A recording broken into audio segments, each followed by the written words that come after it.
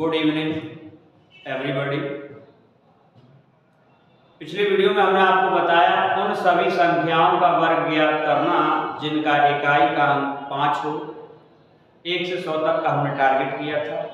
आशा करते हैं आपको अच्छा लगा होगा। आज का अगला टॉपिक हमारा होगा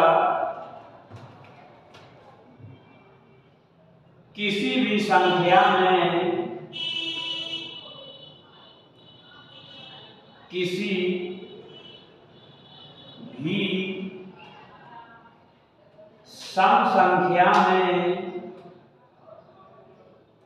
भी सम संख्या में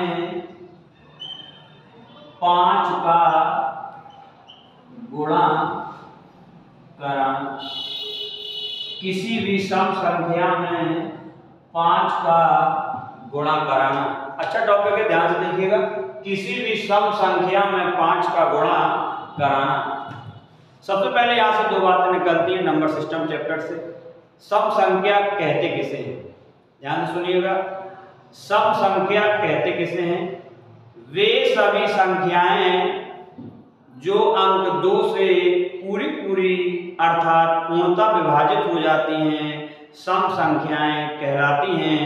अंग्रेजी में हम इवन नंबर कहते हैं। एक बार फिर से, वे संख्याएं जो अंक 2 से पूरी विभाजित हो जाती हैं, पूर्णतः विभाजित हो जाती हैं सम संख्याएं कहलाती हैं। अंग्रेजी में हम इन्हें इवन नंबर कहते हैं। एग्जाम्पल के तौर पर कहें 24, 18, 240 इत्यादि। इसकी एक पहचान भी होती है, जैसे हम कभी अंग्रेजी में पढ़ते हैं जिन हिंदी वाक्यों के अंत में ता है, ती है, ते आदि शब्द होते हैं उन्हें हम प्रेजेंट इंडेफिनिट टेंस कहते हैं। इसी के आधार पर सम संख्याओं की पहचान करने के लिए एक बात बताई गई है।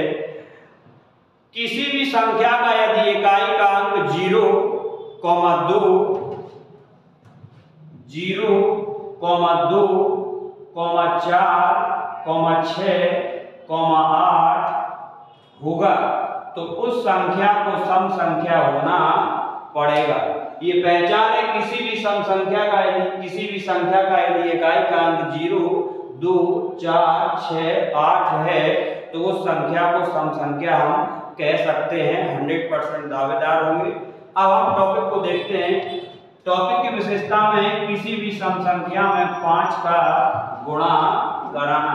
देखिए, जैसे छोटी सी संख्या हम ले लें, कह दिया जाए 18 गुणित के 5। अब पूरा ऐसे करेंगे, 5 का पड़ा 50, 40 की 0 हाथ में आया, 1, 5, 1, 5, 5, 4, 9, 90। उल्टे से पाड़ा आता है तो हम ऐसे कर सकते हैं 18 पंचे 90। अब मान लो बड़ा पाड़ा हमें जैसे नहीं आता, हम लिख दिया जाए 36 गुणित का 5 तो बराबर का 5 6 का 30, 5 तिया 15, 15 3 18। अब हमें आपको सिखाना ये है कि किसी भी सम संख्या में 5 का गुणा कराना हमें इस तरह से नहीं करना। देखते हैं, आप बने रहिए वीडियो पे।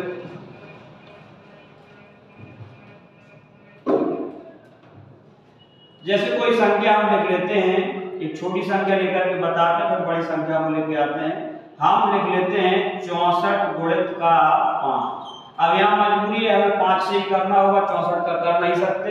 तो किसी भी सम संख्या में यदि 5 का गुणा कराना हो तो हम कभी भी इस विधि का प्रयोग नहीं करेंगे। 5 को 20, 6 पंच 30, 30 2 32। अब इधर देखिए विधि कौन सी प्रयोग करेंगे?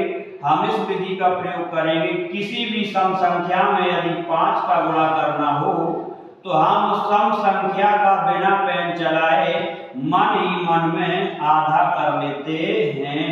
मन ही मन में आधा कर लेते हैं। किसी भी सम संख्या में यदि 5 का गुणा कराना हो तो हम उस सम संख्या का ही मन में आधा कर लेते हैं और उसी आधे के पीछे अपने मन से 1 0 रख देते हैं। वही हमारा गुणनफल अर्थात आंसर बन जाता है। दूसरा डेट ले लेते हैं। संख्या कह दी जाए 648 में 5 का गुणा करा दिया जाए। अब हम समाकलन वाले से नहीं करेंगे, हम क्या करेंगे यहाँ किया 2 किया 6, 2 दूनी 4, 2 चौको 8, 3240 आंसर।